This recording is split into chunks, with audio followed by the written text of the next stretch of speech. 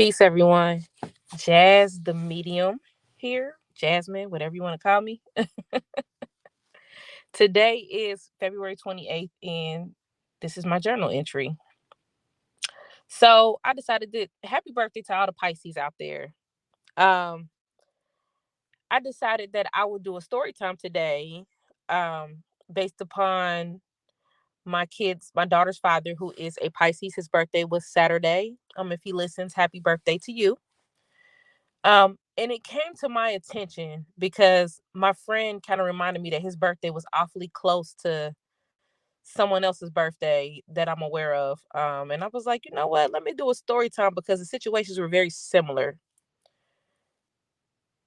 My reaction to the situations were kind of similar emotionally, whatever. So I will say this before I get started, just a disclaimer.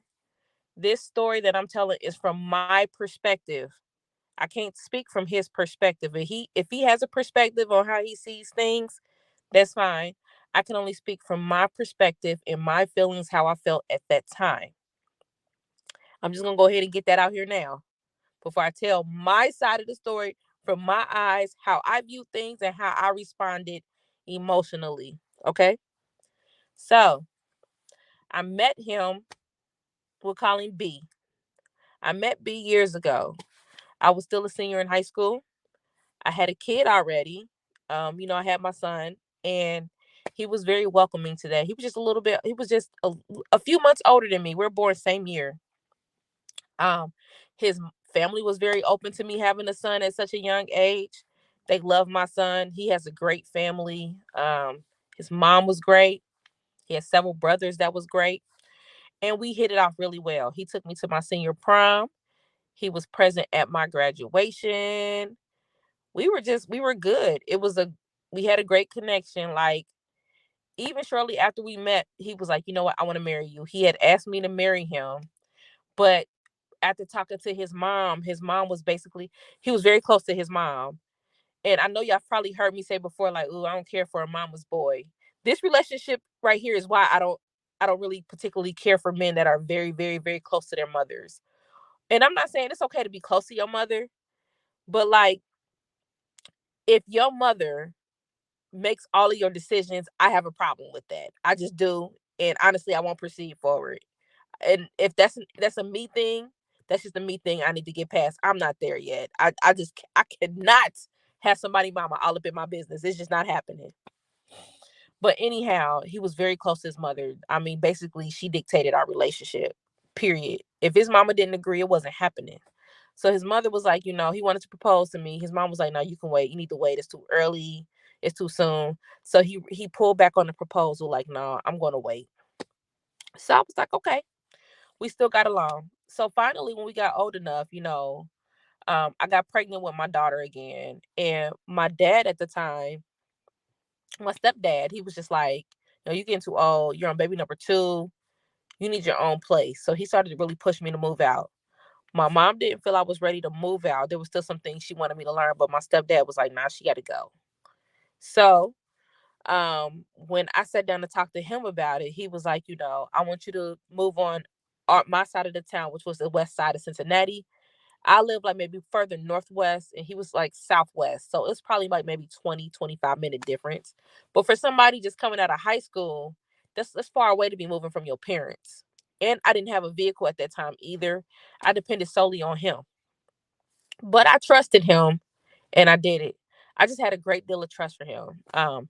He was a good guy, stand-up guy, always helpful, very hardworking. He's still the same way to this day. Great person. And I trusted him. So we move on the other side of the town, we get our own place. He's working like maybe 5 to 6 days a week, 12-hour shifts just to take care of me and the babies, the kids. And he was doing great. We were doing good. But we did have issues, and we would have these arguments, and a lot of them I started because I didn't understand like what was going. I was real feisty. I can just tell y'all right now, at a younger age, I was real feisty. If I saw something wrong, we argued about it, and it was almost nitpicky. You know what I mean? So I do take full accountability for that, and I've since evolved from that. So I'm comfortable with talking about some of my ways. I was feisty. Everything was a fight, and I remember one time, like, I was with my mom. I saw him and his friends in the car. There was like a few cars up, and his friends were trying to holler at the girls in the car in front of them. And I seen it. I got out that car and I towned. I was trying to fight him. I was gonna fight the girls in the car in front of them. It was crazy. So another thing that happened with us while we were together is that's when he started drinking. He already, you have your boys, you hang with your boys, and you have a drink here and there. But his drinking was becoming an issue, and it was to the point to where when he woke up in the morning, he had to have a drink, whether it was like a can of malt liquor or a shot of liquor. He had to have a drink, and he would drink throughout the day. Like, he would be drunk, he would go to work drunk, come home drunk, go to sleep, wake up and drink. He was like drinking all day. And mind you, we're only like 19 years old, like 20. We were young. So one day we had like a really bad argument. Um, it got bad. Like, I think what happened was we had decided that I was gonna go to work. Because our initial deal was for me to go to nursing school, and he was going to work and take care of us. And when I finished nursing school and started working as a nurse, he would start working. But one day he just decided, like, okay, you're gonna get a job. So I was like, okay, well, take me job hunting and I'll do it. Well, one day, instead of taking me job hunting, he takes his friends job hunting. And I'm like, bro, you were supposed to take me. And that erupted in this huge argument. So we get into this fight. Mind you, we low on money at this time. We needed some things. The baby needed diapers. He's not up in no money. And it was just a real rough time. And I'm looking up in the closet for something, and I pull out one of his suitcases, and it falls open. His mother was right there, and $200 fall out of the suitcase. So he was like saving money. But I was mad because my baby needed shit. So you saving money. She need milk and diapers. And like, what the fuck? You ain't giving me nothing. Like, I had to figure out other ways. I had to ask my parents. Like, why am I asking my parents and you got money hidden in the closet? And that was my rationale. Well, his mother was like, why are you going through my son's stuff? So she goes home. He worked with her at the same factory. They worked third shift together. So when she goes to work that night, she tells him, like, basically, like, you need to break up with her. She's going through your stuff. This is enough. She's temperamental, and there were probably all good reasons on why he could have should have broke up with me. Shit, hell, I would have broke up with me then too. I was hot headed. So he came home. The following morning, he came home and he came home with a box. And I remember because I had fell asleep on the couch. And when I woke up, he was standing over me with a box, and he was like, I can't do this. He put like a few items in a box, put his clothes in a bag. He was like, you can have the furniture. Bye, and left. I'm not thinking nothing of it. I was like, okay, he'll cool down and he come back, because he always did. When I tried to call him though, back then we didn't have cell phones. We had pagers, and then you could call somebody's house. So when I tried to page him, he didn't answer. And when I called his mama's house, because I knew he went to his mom's house, they blocked my phone number. And I didn't hear from him for 3 weeks. He just ghosted.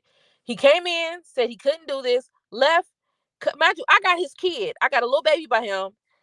Blocked me for like 3 weeks. When I said I was emotional, I was crying, I wasn't sleeping, I wasn't eating. It was a mess. So 3 weeks later, I get a knock on the door. Imagine, I was so bad. I was so depressed. I wasn't even showering. I wasn't even getting out of bed. Like, I mean, I wasn't even getting off the couch. The couch was my spot. So about 3 weeks later, I get a knock on the door. Oh, and I quit nursing school. So 3 weeks later, I get a knock on the door, and it's him. He comes in and he tells me, I'm here to get my daughter. He puts the baby in the car seat. Mind you, I'm arguing. I'm upset. I'm crying. He had a female in the car. This is just 3 weeks later. And he takes the baby. So I call my mom. And I'm like, Mom, he just took my baby. My number's blocked. All this other stuff. And my mom, and I said, after this, he's not going to see her no more. I'm going to keep her away. And my mom, the advice my mom gave me, it just kind of stuck with me. And she was just like, no matter what you're going through with the father of your kid personally. She said, never keep him away from his child unless you feel like he will be harmful to your child. But if he's not doing anything harmful and you know that your child will be safe with him, don't use your own personal reasons to keep that baby from him. But since it was too emotionally overwhelming, she decided to be the middleman. So she would say, come get the baby from me. The issue was, I lived like 5 minutes from where he was at his mom's house. My mom lived 25 minutes. So sometimes he would still just pop up to my house to pick the baby up. So it was still difficult. Another thing that was happening was that he never stopped sleeping with me.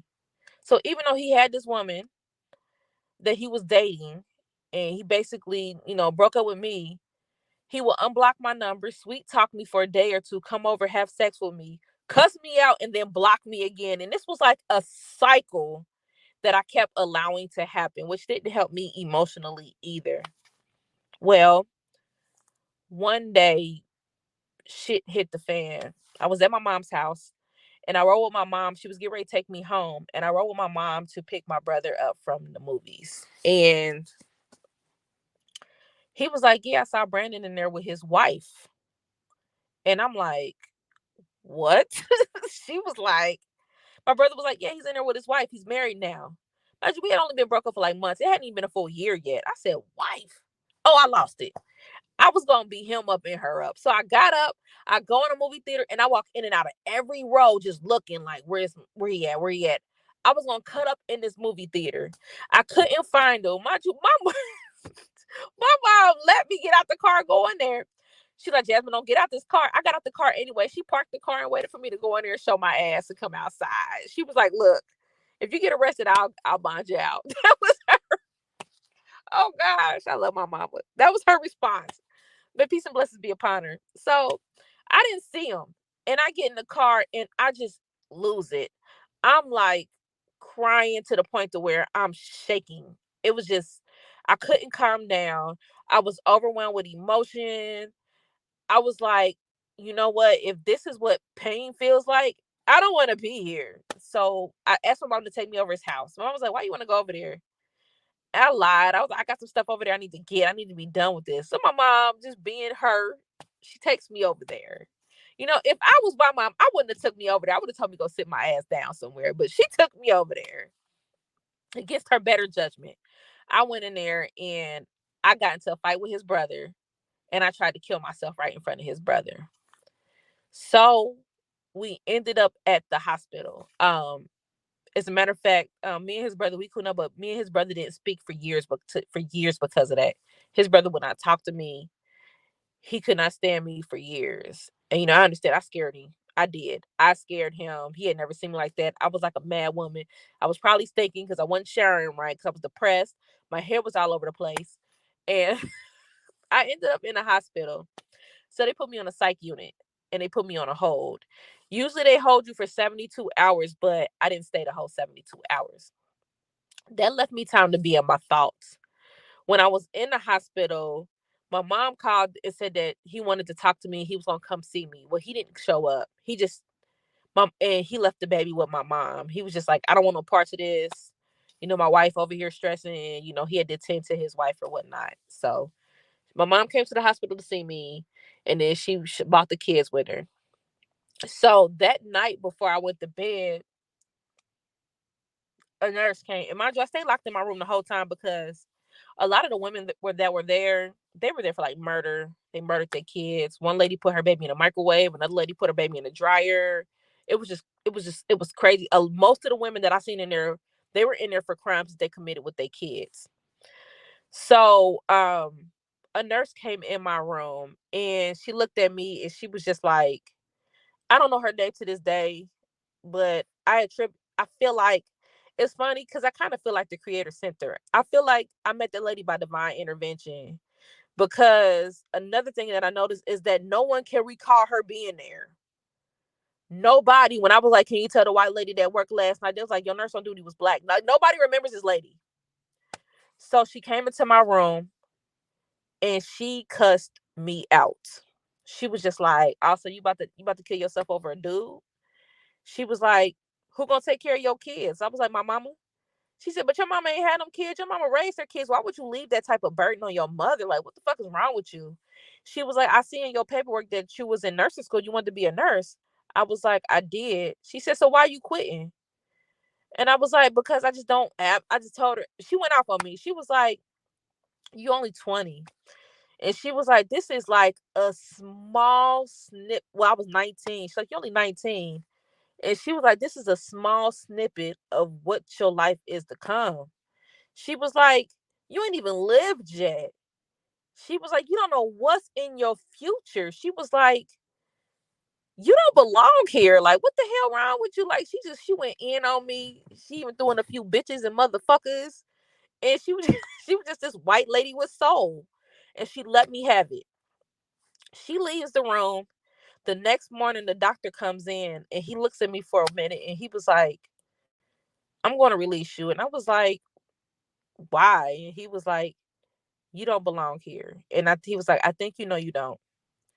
He said you were just extremely emotional at the time. And he was like, I'm going to send you to a psychologist to get some psychology. And we're going to look into some antidepressants. So after I got out of the hospital, I did find out, I told you I found out that he married that woman. They were married. Um, I started seeing a psychologist. And that's when I was diagnosed with postpartum depression. It was, and I ended up on antidepressants, and I would have to go to see the psychologist once a week, and I went for months, and it really helped at that time. But I think what happened was, I had these abandonment issues. I had a history of depression.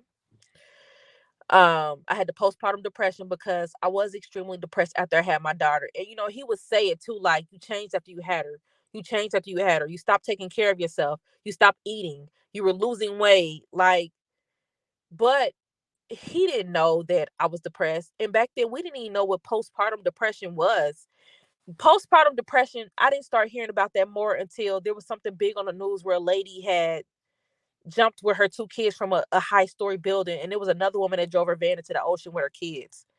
And that's when we started saying what postpartum depression and postpartum psychosis was, and there's a difference. I never thought to hurt my children. That was never a thought that crossed my mind. I just want to be clear with that. But I thought that the world would be much better if I wasn't present. I feel like I was a burden. I felt unattractive. I felt like there was no reason for me to live. I wasn't eating, so I was losing weight.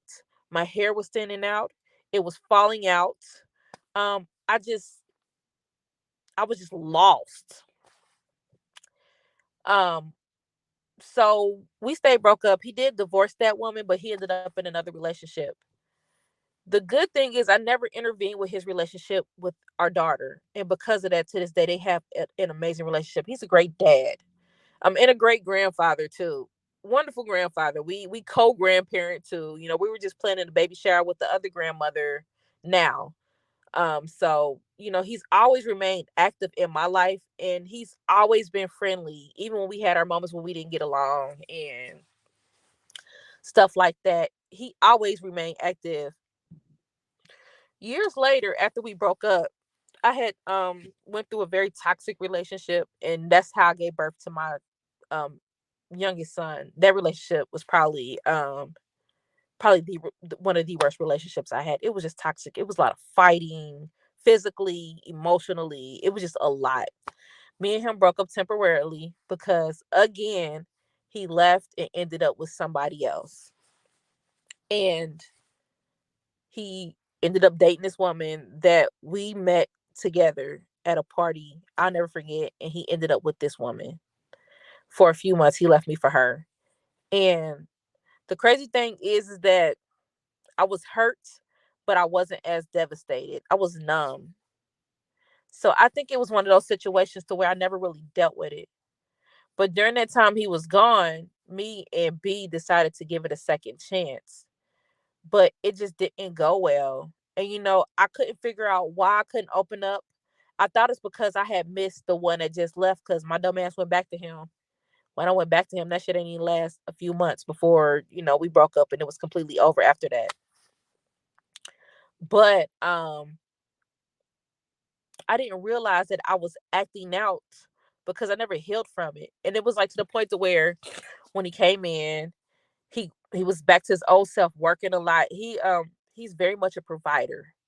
So like he will work till his knuckles are raw just to make sure that his family is taken care of. That's just the type of guy that he is. Even now, his health isn't the best. He's disabled and he's still getting up and going to work every day, all day, just to make sure he can take care of his children and grandchildren. He's just a good guy like that. But I wouldn't let him touch me. I couldn't open up to him. And finally, he was just like, this ain't gonna work. And he was hurt. So like the tables had turned and I had hurt him. I couldn't do it. I couldn't open up to him. And he used to cry to me. He's Pisces, emotional. Why will you not open up to me? Why won't you let me in? And at the time I didn't understand why, but then I realized I never really dealt with the pain that I had from before. And we just decided we'll make better friends, and we broke up. And that was the end of that relationship. But it brought it to the forefront because um, you know, I had felt betrayed, by a friend in the recent past. And, I felt betrayed by other people. And, but this time I took it a little bit harder than I was a little bit more hurt than I would usually be. And their birthdays are like a day apart. They have very similar qualities. And now I never thought about it until my friend brought it up, but they are very alike. It's uncanny. They just don't look nothing alike. They're like polar opposites, but their responses, the type of men that they are, how they work and how they move is very common. I just think the only difference is one energy is not he's more non-committal in relationships. When with my kid's dad, my daughter's father, he tends to be more loyal and more faithful in relationships. But somewhat, because I don't know when he met that girl, but he did marry her 3 weeks later. But over the years that I've known him, whenever he had a girlfriend, he had one girlfriend. Like if he would always kind of shoot his shot at me, but if he was in a relationship, he wouldn't. He would always, that's where his attention would be. But that's just how he is. But anyhow, it made me think of like, okay, where is the source of my abandonment? Where did it stem from? And I was talking to my girlfriend and she was like, how was your relationship with your father? Did you have daddy issues? And I was like, well, my father died before I was born. He died suddenly. And then my mom remarried my stepdad and he was always there. And don't get me wrong, you can tell he favored his own kids, which I think is kind of natural, but he was there. I don't feel like I had a closeness to him, like a daddy daughter type of relationship. But he did tell me that he loved me and he did do things here and there. He just did more for his own biological children. And in our household, that was very obvious. Like me and my brother, who are not his biological children, were more likely to get in trouble for things that his children didn't get in trouble for. So you could see the difference. It was very clear. But as far as directly mistreating me or hurting me or abandoning me or leaving, no. I've always been, to this day, my mom's been gone 5 years and he's still my dad. He still spends times with my kids. He still calls me to check on me. That's my dad. You know what I mean? So I thought about something. Maybe my issue with abandonment is through my mother. So when my father died, my mother was pregnant with me. And I don't think people understand the depth of what you go through when you're pregnant. But my mom was pregnant with me when my father passed away. And she took my father's passing very difficult. She was almost hospitalized. She almost lost me. They had to like move her out of New York City and relocate her and get her in another environment just so that she can have me safely, because emotionally she could not handle. So imagine her carrying me exchanging fluids with me, exchanging energy with me, and I'm going through all of this grief with her. So I think, energetically, it's not too far fetched to say that I was born with whatever emotion that she went through. I came here with it, you know. So my healing started from the beginning, which I have a feeling spiritually that it carried over from a past life, and that's why I carried through you. I think it carried over from a past life. I am keeping it so real. I think that it did, and it just intensified during that particular relationship, because that relationship set the bar for how I moved with other relationships, because I never dealt with it directly. And now that I'm aware of it, it kind of helps me to look at other people differently, because the way I respond emotionally to feeling abandoned has nothing to do with the other people, but it has more to do with my emotional responses, because I've felt abandoned before. So like it was like a to me it was like a light bulb, like bing. Okay, now you in the right direction. And it's crazy that it happened this way, but the similarities are too uncanny. Like, my mom was pregnant with me when my father left suddenly. He passed away. I was I had just literally given birth to my daughter. She probably wasn't even a month old when all this stuff happened, when he broke up with me and he left suddenly, you know, and it just triggered all of those issues um from over the years. You know what I mean? And it also it triggered trust issues. And I think that, you would think that it happened again after that. I really didn't respond. It's because I never really trusted anybody after that. It's like when I got into other relationships, in the back of my mind, I just always knew that they would leave. So when we broke up, it just wasn't a surprise, because it was always in the back of my mind, like, okay, he gonna leave. But the last situation, I trusted it.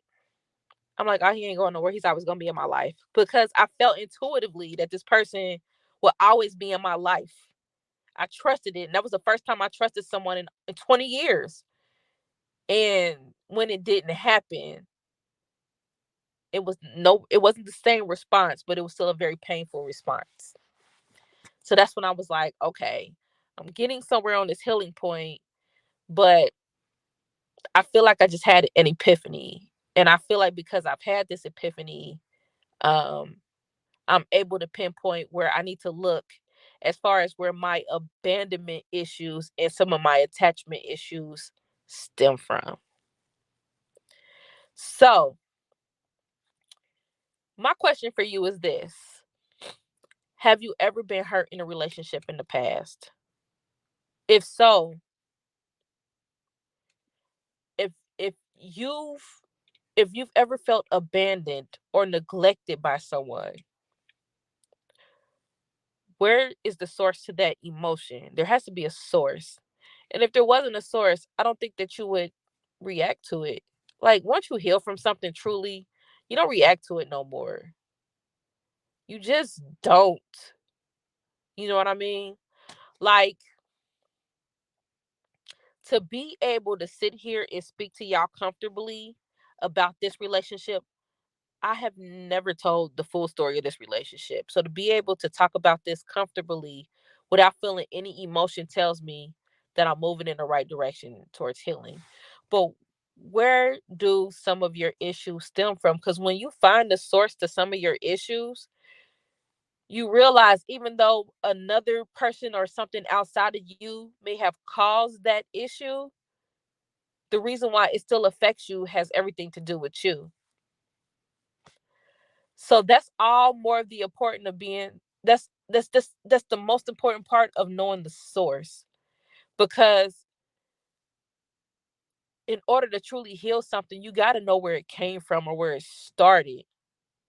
And that's why I have been in such deep reflection and in hermit mode, because I've been trying to figure out What is the source of my abandonment? You know what I mean? What's the source of it? And I'm finally starting to think that I found it. I think honestly, intuitively, of course, I think I carried over past life residue. If you don't know what past life residue is and you're watching this on my YouTube channel, I got a whole YouTube video about past life residue.